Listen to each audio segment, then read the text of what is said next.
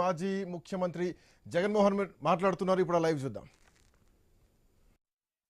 క్లాసులు కూడా స్టార్ట్ అయిన మెడికల్ కాలేజీలు విజయనగరం, రాజమండ్రి, ఏలూరు, మచిలీపట్నం, నంద్యాల ఈ 5 కాలేజీలు కూడా పూర్తిగా కాలేజీలలో క్లాసులు కూడా 2023-24లో స్టార్ట్ అయిపోయి ఇప్పటికే 3 బ్యాచ్లు అడ్మిషన్లు కూడా పొందారు.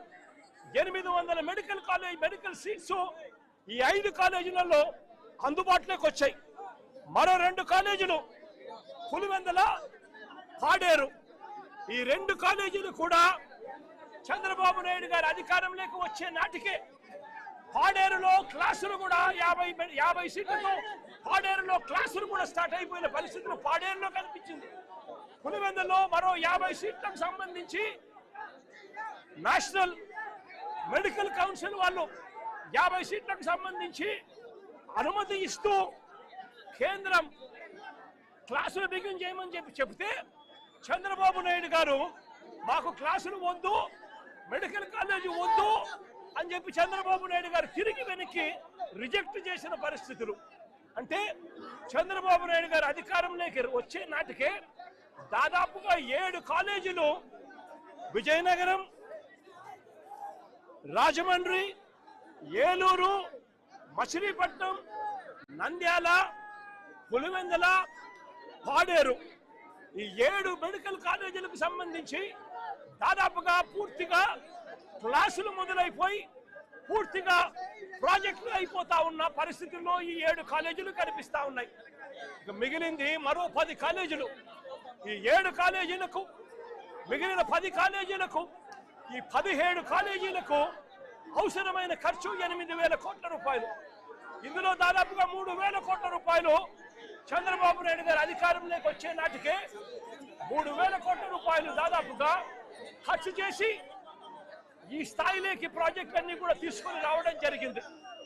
నేను అడుగుతా ఉన్నా, ఇదే పెద్ద మనిషి చంద్రబాబు నాయుడు గారు 5 సంవత్సరాలలో 5,000 కోట్ల రూపాయలు ఖర్చు చేయలేరా అని అడుగుతా ఉన్నాను. 5,000 కోట్ల రూపాయలు ఖర్చు చేస్తే 5 సంవత్సరాలలో సంవత్సరానికి 1,000 కోట్ల రూపాయలు ఖర్చు చేస్తే కొన్ని కోట్ల మందికి ఆధునిక దేవాలయాల కింద పేదవాడికి ఉచితంగా వైద్యం అందుబాటులోకి వస్తుంది. అందుబాటులోకి రావడమే కాకుండా రాష్ట్రంలో మొత్తం 2019 నాటికి ఉన్న మెడికల్ సీట్లు 2,360 సీట్లు అయితే మరో 2,550 సీట్లు అదనంగా గవర్నమెంట్ రంగం నుంచి ఈ 17 మెడికల్ కాలేజీల వల్ల యాడ్ అవుతాయి. అంటే రాష్ట్రంలో మొత్తం 4,910 సీట్లు మెడిసిన్ చదివే పిల్లలకు అందుబాటులోకి వస్తాయి.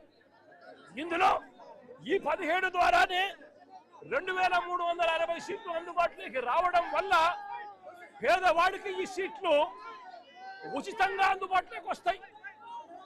సగం సీట్లు, మరో సగం సీట్లు ప్రైవేట్ కన్నా అతి తక్కువ ధరకు పేదవాడికి చదువుకునేదానికి, మెడిసిన్ చదువుకునేదానికి సీట్లు అందుబాటులోకి వస్తాయి.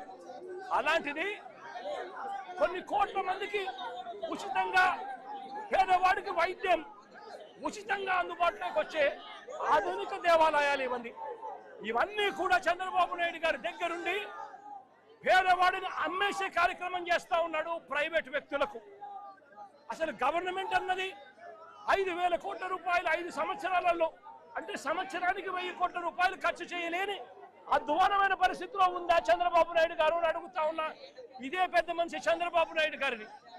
కారణం ఏమిటి అనంటే అమరావతిలో 50,000 ఎకరాలు కాదు, మరో 50,000 ఎకరాలు సేకరించి 2 లక్షల కోట్ల రూపాయలు కేవలం అక్కడ రోడ్లు వేయడానికి, డ్రైనేజీలు కట్టడానికి, కరెంట్ ఇవ్వడానికి, నీళ్లు ఇవ్వడానికి, కేవలం ఇన్ఫ్రాస్ట్రక్చర్ కోసం గతంలో 50,000 ఎకరాలు ఎకరాకు 2 కోట్ల రూపాయలు చొప్పున 1,00,000 కోట్లు కావాలని చెప్పి అన్నారు. పెట్టింది ఎంత అంటే 4,500 కోట్లు ఖర్చు పెట్టారు.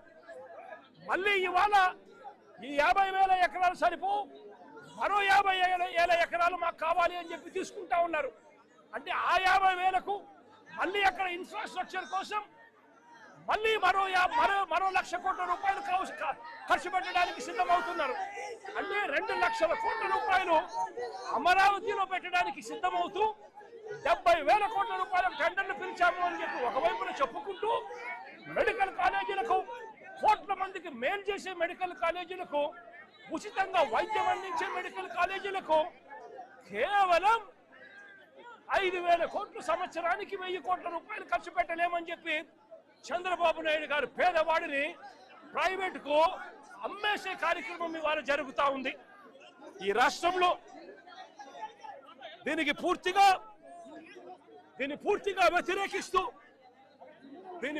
వ్యతిరేకిస్తూ చంద్రబాబు నాయుడు గారికి బుద్ధి రావాలి అని చెప్పి యాజిటేషన్ కార్యక్రమం ప్లాన్ చేస్తా ఉన్నాం.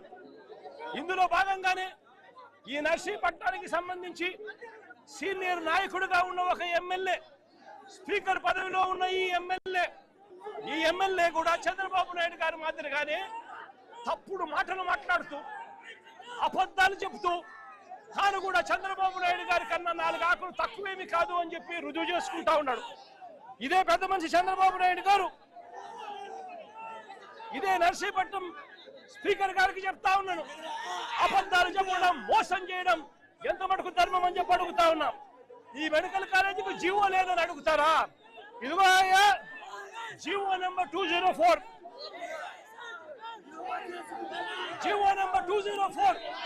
మరి జీవో లేదు అని చెప్పినందుకు స్పీకర్ పదవిలో నువ్వు ఉండి అబద్ధాలు చెప్పినందుకు నీ పదవికి నువ్వు అర్హుడివా అని చెప్పి ఆలోచన చేసుకోమని చెప్పి చెప్తా ఉన్నా. ఇదే స్పీకర్ కు తప్పుడు మాటలు చెప్తూ ప్రజలను తప్పుడు దోవ పట్టించే కార్యక్రమంలో చంద్రబాబు నాయుడు గారితో పాటు చేతులు కలిపినందుకు స్పీకర్ కూడా తల దించుకోవాలి అని చెప్పి చెప్తా ఉన్నా. ఇదే పెద్ద మనిషి చంద్రబాబు నాయుడు గారు తాను అధికారంలోకి వచ్చినాడు 2024 అధికారంలోకి జూన్లో వస్తే సెప్టెంబర్ 3న చంద్రబాబు నాయుడు గారు మెమో డిక్లేర్ చేశారు, ఒక మెమో ఇష్యూ చేశాడు. మొత్తం 17 మెడికల్ కాలేజీల్లో కన్స్ట్రక్షన్ ఆపమని చెప్పి ఏకంగా చంద్రబాబు నాయుడు గారు మెమో ఈ మాదిరిగా రిలీజ్ చేసి మొత్తం 17 మెడికల్ కాలేజీలు చంద్రబాబు నాయుడు గారు ముఖ్యమంత్రి అయినప్పటి నుంచి ఇదే పరిస్థితులు వదిలేసిన పరిస్థితుల్లో ఈ కాలేజీలు, ఈ టీచింగ్ హాస్పిటళ్ళు అన్ని కూడా కనిపిస్తా ఉన్నాయి. వీళ్ళకు ఫండింగ్ లేదు అని అంటాడు. అయ్యా చంద్రబాబు నాయుడు గారు, అయ్యా స్పీకర్ గారు, ఇక్కడ నుంచి ప్రాతినిధ్యం వహిస్తా